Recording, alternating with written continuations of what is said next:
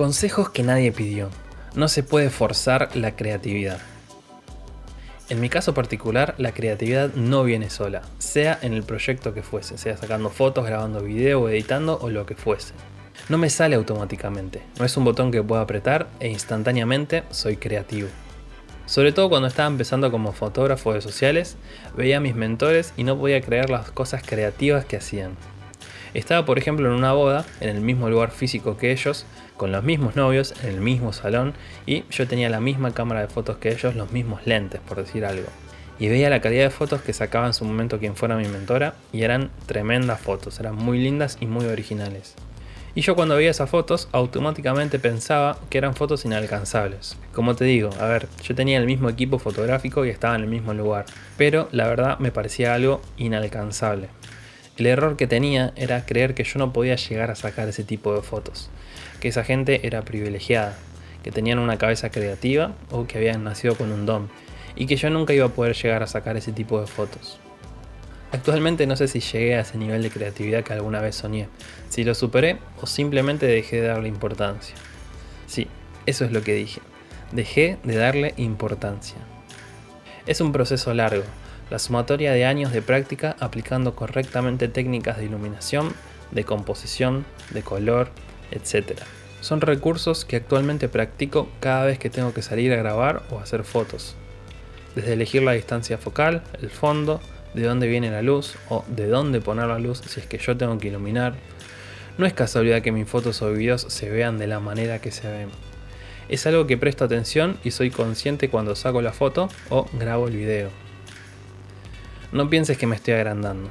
Te estoy contando simplemente el camino que tomé. El camino del trabajo, de la constancia, de seguir practicando. De en cada trabajo dar el 100% sin importar si mi empleador o cliente lo vaya a compensar económicamente o no. Invertir de mi tiempo libre, de mis recursos económicos en nuevas herramientas, sea algo físico como una cámara o un lente o simplemente conocimiento. La creatividad a la hora de grabar o sacar fotos se reduce entonces a la sumatoria de experiencias que tuve. Es un camino largo y trabajoso. A la hora de editar me pasa exactamente lo mismo. Todas las técnicas de composición que conozco, los colores, el montaje, todo al servicio del contenido que estoy haciendo. Muchas veces puedo hacer todo el montaje de manera mecánica, eligiendo los planos sin pensar demasiado en lo creativo y guiarme por lo técnico, valores de plano, avanzar en la historia, etc. Pero sin dudas, tomarme el tiempo de pulir ese contenido, estabilizando tomas, viendo que los cortes vayan con la música, es justamente eso, un proceso. Prestar atención o hacer las cosas de manera artesanal es lo que termina marcando la diferencia. Lo creativo pasa a un segundo plano, no voy haciendo las cosas por ser o no creativo.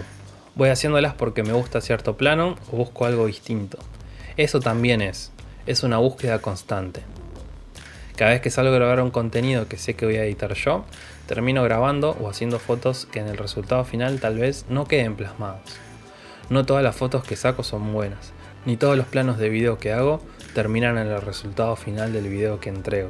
Tengo mucho descarte. Es muy importante darnos a nosotros mismos ese espacio para crear, para probar cosas nuevas. Siempre en el contexto de no fallar al trabajo que estoy haciendo. Dentro de la foto que estoy sacando, puedo sacar 2 o 3 fotos distintas, encontrar un encuadre que hasta ahora no probé. Así es como empiezo, pero después termino con muchas fotos y muchos videos que no me sirven, como ya te mencioné. Lo importante es prestar atención al porqué. ¿Fue el foco? ¿Fue el encuadre?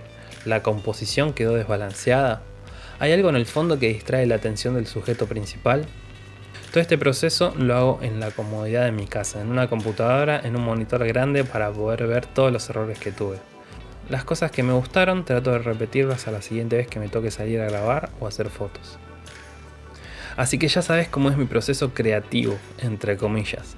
Más bien ir y probar cosas nuevas, no tener miedo a equivocarme, pero, y es un gran pero, sobre todo es aplicar los conocimientos técnicos que fui adquiriendo al servicio del trabajo que estoy haciendo. No es ir y probar cosas por probar, es sobre todo aplicar la técnica. Como siempre se dice, primero hay que conocer las reglas para saber cuándo romperlas. Creo que nos quedamos muchas veces con la segunda parte, el romper las reglas, y las cosas que probamos terminan siendo basura. Hay mucha más riqueza en conocer las reglas y sobre todo al principio. te lo puedo asegurar, le pongo la firma. Reglas de composición, reglas de iluminación, técnicas de montaje, de color, etc. Con los años, repito, con los años vamos a poder ignorar algunas de estas reglas para tener algo distinto. No ignorar todas, no hacer cualquier cosa, sino conocer las reglas y aplicar todas menos alguna como para tener algo distinto, algo creativo, algo fuera de lo que veníamos haciendo. Por último, te quiero mencionar que también cada vez que arranco alguna jornada, los primeros planos que hago, las primeras fotos que saco, son a modo calentamiento. Pero bueno, eso es tema para otro consejo que nadie pidió.